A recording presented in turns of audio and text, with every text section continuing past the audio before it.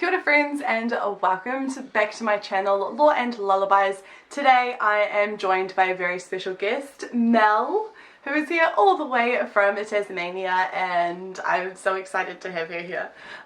Today we went shopping, book shopping of course, and we did a little scavenger hunt thanks to the prompts that we got on Twitter from all of you beautiful people, so thank you. And we're going to show you what we got in the scavenger hunt.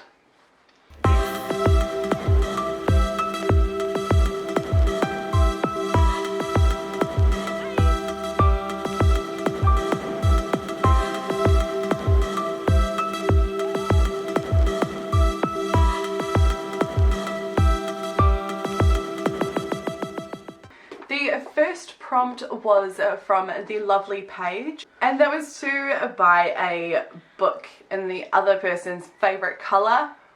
Both of our favourite colours just happened to be purple, so we both got purple books and these are them. So I wasn't actually going to do this prompt because we got so many, we decided to like split them in half, but we went to Big B Books in Burleigh, which is a second-hand store, and I saw this, which is a copy of A Little Princess, which is one of my favourite stories of all time, so I had to get it. Yeah.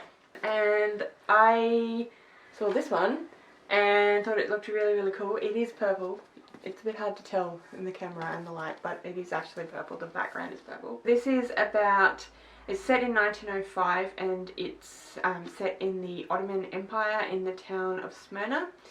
And it's about Scheherazade and an Indian spy who was sent from the British Empire, and it is told through the intertwining fates of a Levantine, a Greek, a Turkish and an Armenian family. Yeah, so it sounds really interesting and it's really pretty and I bought it. Yay! Yay! The next prompt was to get a book that was 387 pages. This was given to us by Stephanie at Miss Richards Reads. I thought this was going to be super difficult. I underestimated my skill in looking at books and saying, oh, that's about like 400 pages. And I decided to get Vespertine by Margaret Rogerson. Mel and I actually buddy read, what's it called? The Sorcery of Thorns? Yeah. We actually read that last year? Yeah, I think so, yeah. And really enjoyed it, so I thought that I would give this a go. I don't know anything about it. It's fantasy. Yeah, it's fantasy, it's YA fantasy. It's pretty. It's pretty and it is smack bang on 387 pages, so I thought that was Good job. go me. Go Lana. Woohoo!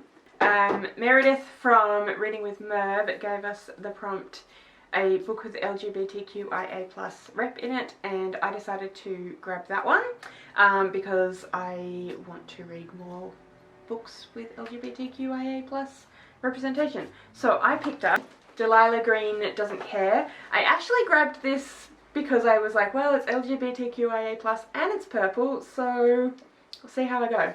But yeah, I grabbed this one. I feel like at this stage on its journey around YouTube, I don't need to tell you what this one is about. It is an adult contemporary sapphic story about the two women on the cover, Delilah Green and somebody else. I've been hearing a lot of buzz about this and a lot of people really enjoying it, and I thought that I would like to give it a try. Sorry, it's by Aisling Herring Blake, who I have heard great things about as an author as well, so this is my first book of hers and I'm very excited to read it. So that's such a cool colour. It is so pretty. The next prompt was from Liv from Endless Pages, and that was to get a book that neither of us had heard about. We walked into QBD Books and I saw this one here, which looked pretty cool. It's a middle grade called Wyler, the Kuri Warrior, by Jordan Gold and Richard Pritchard. I don't know who either of those people are, but this is about, I'm just gonna read it. Why not? Wyler is brave, kind and strong-willed. She loves megafauna animals and teaching art to the young kids of her tribe, but she isn't a warrior, not yet anyway. When her family and her people are stolen by the dragon army, Wyler must find the courage to set out on a perilous journey to save them. Does she have what it takes to become a warrior like her grandmother before her? This is a thrilling adventure full of humour and heart, inspired by First Nations history and grounded in culture. That sounds awesome.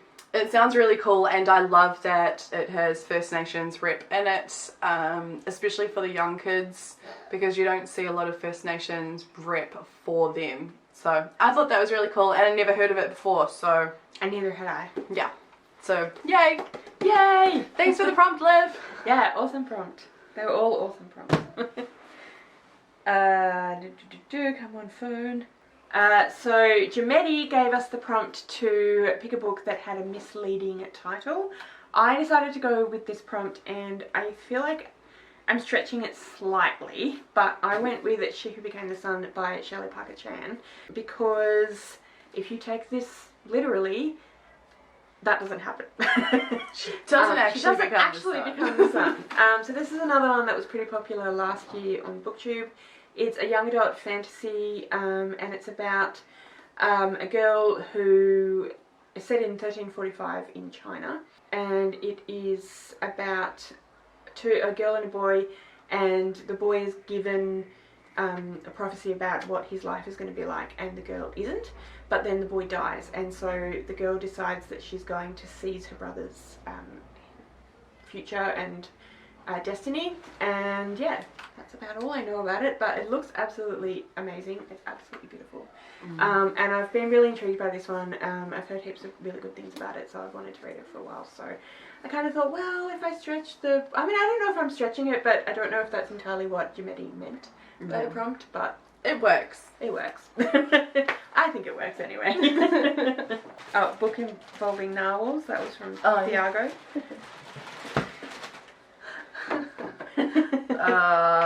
Tiago. Oh, Tiago, sorry. You shithead. The good old Tiago Abdallah, who is the author of A Touch of Light and Prelude to Ashes, said that I should get a book that has narwhals in it, because he's in Team Narwhal for the Indie Accords. I am in Team Dark Knights.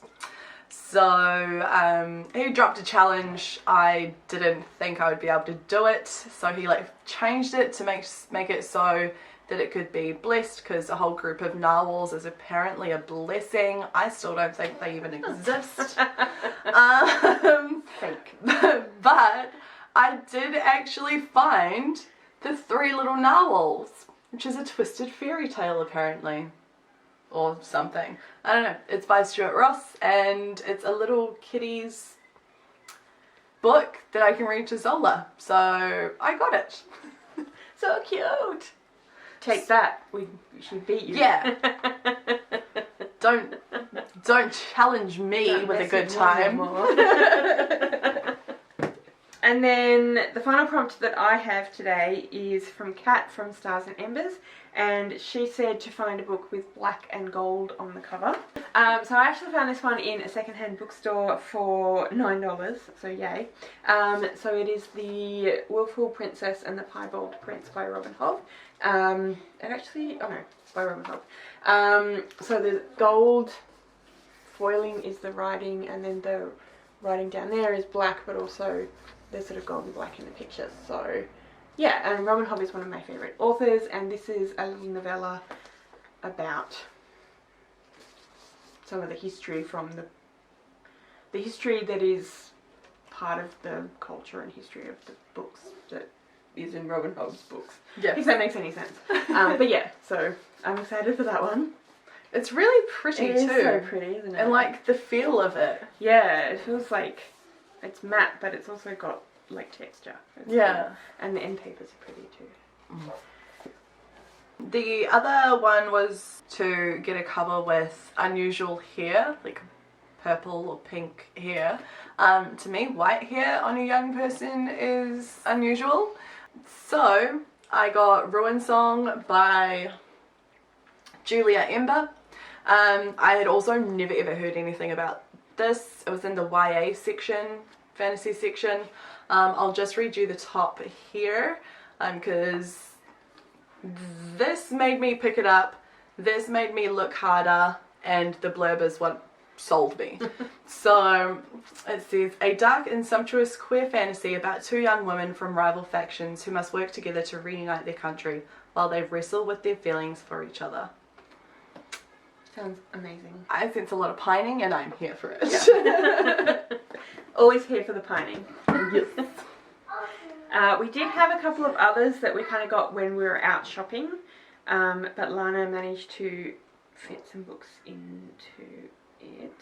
So, a book where the Dark Knight doesn't triumph. Not really. I'm going to use this, Memory of Souls by Jen Lyons, for the prompt that Andrew from Andrew's Wizardly Reads gave us, and that was to smartass. That was to get a book where the Dark Knight doesn't triumph. This is only the third book in the series of five or six. So I'm going to say that the Dark Knight doesn't triumph because there's more books. And each of the POVs in these books so far have been convoluted and chaotic as fuck, so I'm here for that. So I'm going to class that as this. Nice. We had from Ellie from Ellie Books, we had a book that had all of our first name initials, so E for Ellie, L for Lana, M for Mel. Yes, and for that I found this. It was the only one there that I could see. It does have like a little bit of damage down there, but I wanted this. What is she doing? Sneezing apparently. Achoo.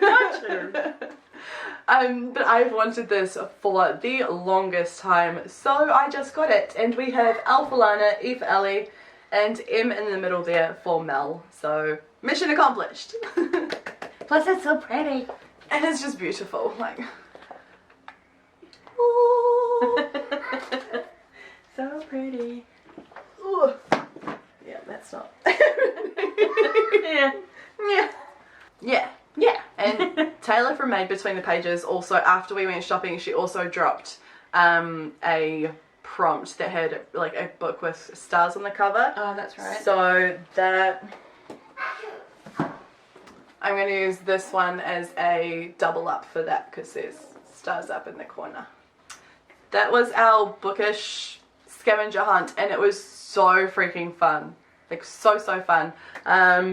I made it like a thing on like for myself to not just buy a book just because it fit the prompt. I only got things that I would genuinely probably read in the next like 6 to 12 months. And I think apart from the Narwhal one, I will read them. Well, you will read the Narwhal one. Just yeah, I will read the Narwhal one. I'll probably end up reading that the most out of all of them. Yeah.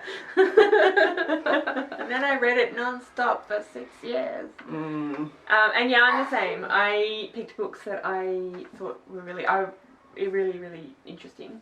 So a couple of them that I already had in my mind that I'd like to read, and then the historical fiction, I just thought it sounded really interesting. So it does sound really cool.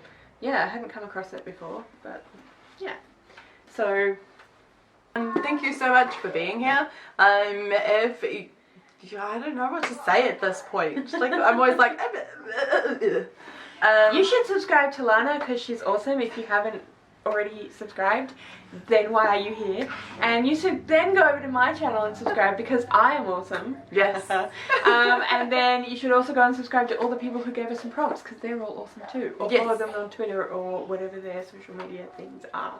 and I will link all of them down below. I think everyone has a YouTube channel, I think. But yes, or they have a blog, so I'll check all of their details and how to follow them down below. Have you read any of these? What were your thoughts? Would you read any of these? I don't know why I keep holding that up. I don't know what to do with my hands. But yeah, thank you for being here. Thank you. Drop a like, subscribe to all of us. Yeah, I'll see you in the next one. Ka kite.